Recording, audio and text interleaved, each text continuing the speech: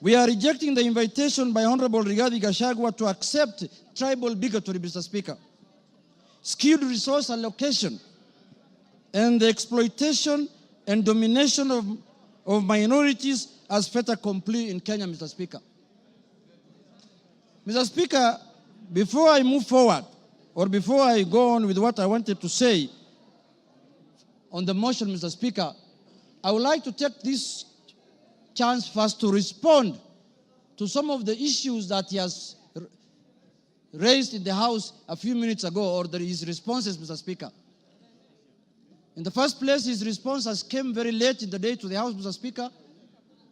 He tabled his response at 4 p.m. in the evening today, Mr. Speaker, and he should have done it either yesterday evening or this morning, Mr. Speaker, so that the House can get enough time to peruse what he has said, Mr. Speaker. Mr. Speaker, one of the grounds that is being accused of Mr. Rigathi Gachagua for impeachment, Mr. Speaker, is the issue of what he calls shareholding, Mr. Speaker. He has said Kenya is a company with shareholding.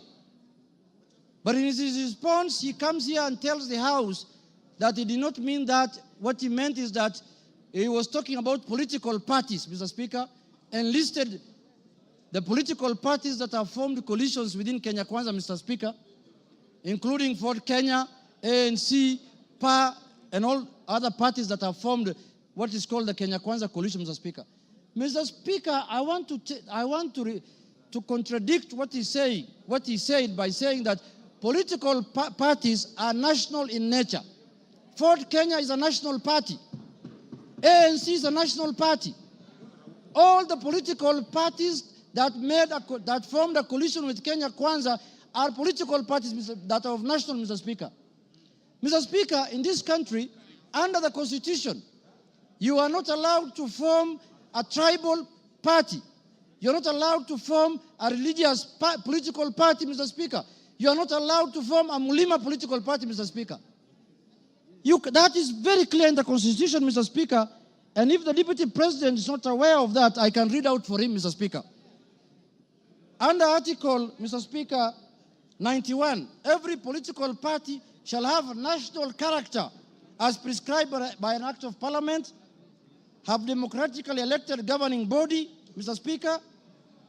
And it also says in Part 2, a political party shall not be founded on a religious, linguistic, racial, ethnic, gender, or regional basis, Mr. Speaker, or seek to engage in advocacy of hatred, like what he does sometimes, on any such basis, Mr. Speaker. Mr. Speaker, you cannot equate political parties to what the Deputy President has been propagating for the last 2 years in this country, Mr. Speaker. The Deputy President has told Kenyans in no uncertain terms that Kenya is a shareholding company. Order, honorable members. And if you did not vote, for Kenya Kwanza, you do not have any shares, Mr. Speaker. Order, Yegon, and your team. Ngong. Mr. Speaker, members now are excited because they are not happy with the response the Deputy President has given them. Now they want to vote and go home. I know what they are doing. I know, but let's prosecute the matter. We have to respond to the issues he has brought to the House, Mr. Speaker. Mr. Speaker, political parties are not equal to regional and ethnic, conglomerations that the Deputy President has been advocating for the last 2 years, Mr. Speaker. Mr. Speaker, I want to give him a good example like ODM. ODM has sent the other day 6 experts under the broad-based government, Mr. Speaker. 6 experts. Where are those experts coming from? One is from the coast. Beatrice School is from Turkana. Oparanya is from Western. The Attorney General is from Kisumu. Mr. Speaker, when he's talking about 30% of Ford Kenya and 30% of ANC, he thinks those positions were given to lawyers as a community, Mr. Speaker. When Ford Kenya is a national party, those positions belong to members of Ford Kenya who are in Mombasa, who are in Migori, who are in Kakamega, who are in Bungoma, who are in Eldoret. Ford Kenya has membership in all the country, has membership, Mr. Speaker. So, Mr. Speaker, that ground is not, he cannot controvert that ground by saying that he was talking about the power sharing within Kenya Kwanza. No, he was talking about ethnic groups, Mr. Speaker. He said this government was formed by 2 ethnic groups, and that is how they are going to share power, Mr. Speaker. So that ground stands, Mr. Speaker, and that ground is impeachable, Mr. Speaker, on the Deputy President. The other issue, Mr. Speaker, I want to respond to that he has raised here, Mr. Speaker, is the issue of national security. He said that the NSIS, Mr. Speaker, can be called out whenever they are out of order, Mr. Speaker. Mr. Speaker, the man Deputy President sits in the National Security Council, Mr. Speaker. He doesn't need to call out any government organ in the streets, Mr. Speaker, like the people who do their things in the street, Mr. Speaker. He's a man who sits in every governance organ of this country, Mr. Speaker. All organs of government, all governing organs are also oversighted by committee of this House, Mr. Speaker. What happens, Mr. Speaker, in this country if every member of parliament goes out there castigating governing bodies and constitutionally created bodies of governance, Mr. Speaker? We are going to have anarchy in this country.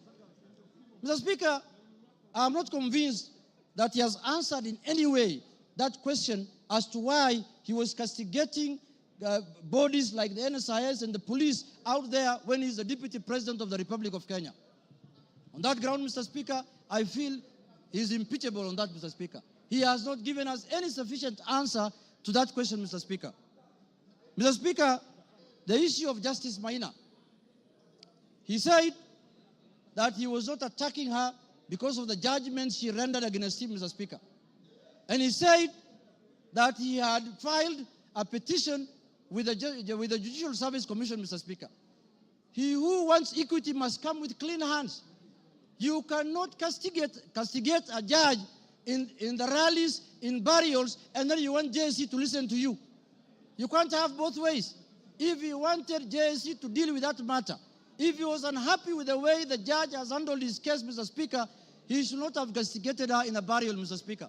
He should not have talked about her in a very demeaning manner, Mr. Speaker. He should have kept his cool and filed his petition with the Judicial Service Commission, Mr. Speaker. On that account, Mr. Speaker, he has failed the leadership and integrity, Mr. Speaker, under the Integrity Act, Mr. Speaker, and on that account, he's impeachable, Mr. Speaker. My last point, Mr. Speaker, is the issue of the renovation of his house in Karen, or the official residence of the Deputy President Karen, Mr. Speaker. You remember the Deputy President, when he was assuming office, when he was taking oath of office at Kasarani, Mr. Speaker, the way he lectured us, the way he told us that they have inherited empty coffers, Mr. Speaker. There is no money in this country. The former regime has looted and gone with everything, and goes ahead after 2 months to renovate his house, his official residence, with over 100 million, 45 million shillings, Mr. Speaker. Imetoka wapi, Mr. Speaker? Where has that money come from? Where has that money come from? He has not convinced us in any way how that money was spent, how those companies were paid, and on that account, Mr. Speaker, because of misuse of public resources, he is impeachable on that account also, Mr. Speaker. Mr. Speaker, I want to say this. When we gave ourselves the new constitution in 2010, we knew very well that we were coming from an era where we cannot impeach the president, we cannot impeach ministers, we cannot impeach the deputy president. Kenyans gave themselves the new constitution, and they put in there Article 150, knowing very well that one day they will hold their leaders, the president, the deputy president, accountable, Mr. Speaker. And they gave that mandate to this House, Mr. Speaker, and the Senate, Parliament in general, Mr. Speaker. Mr. Speaker, I was shocked under the public participation, people saying that Kufa Makanga, Kufa driver, Mr. Speaker. We cannot allow the driver to die because it is an issue. We are witnessing a situation where the Makanga wants to take the steering by force. And what happens after that? The driver is carrying 55 million Kenyans, Mr. Speaker. We cannot allow the driver to die because 55 million Kenyans are going to die with him. But the Makanga, who is just hanging at the door there of the matatu, can go, Mr. Speaker. if he misbehaves, Mr. Speaker. And, you know, if he's not doing his work properly, Mr. Speaker, the easier one to go first is the Makanga, because the Makanga is the one who should be telling the driver what to do. And they're telling us here, Kufa Makanga, Kufa driver. The petition of the driver is not with us in this parliament. The petition we have, the motion we have before us today is the motion of the Makanga. And we are going to deal with him perpendicularly and thoroughly, Mr. Speaker, this afternoon. Mr. Speaker, I want to tell the House that us, the people of the minority, the Azimio people, Mr. Speaker, we have lived like orphans in this country for the last 2 years. Why do I say so? Mr. Speaker, we are taxpayers. Some of the places that contribute to the highest taxes in this country are areas that are dominated by Azimio people. And then somebody comes here and tells me, you are not a shareholder, you're not going to get services, you're not going to get development. What the hell is that? What the hell is that? Does the taxes that are paid by the Azimio people count for nothing, Mr. Speaker? And it is coming from the high office of the Deputy President of the Republic of Kenya, Mr. Speaker. Mr. Speaker, this is the time we are going to correct this thing so that it never happens again, so that we don't have another Deputy President who comes later. Because when we impeach this one, another one is going to be appointed. This is a lesson to the next one, that if you misbehave, we will just take you through this Goleta, Mr. Speaker. Mr. Speaker, I want to conclude by saying this. Let us not personalize offices. We don't have any ill will. We don't have any bad faith. We don't have anything that we are holding against the persona of Geoffrey Rigathi Gachagua, Mr. Speaker. We are dealing with the office of the Deputy President currently occupied by one Geoffrey Rigathi Gachagua, Mr. Speaker. The office holder. And let us not personalize. The office does not belong to him, does not belong to anybody. This is a constitutional office, and the Constitution has prescribed how to deal with you when you misbehave in that office, Mr. Speaker. So, Mr. Speaker, for Kenya to become cohesive, Rigathi must do what? Rigathi must? For Kenya to become cohesive.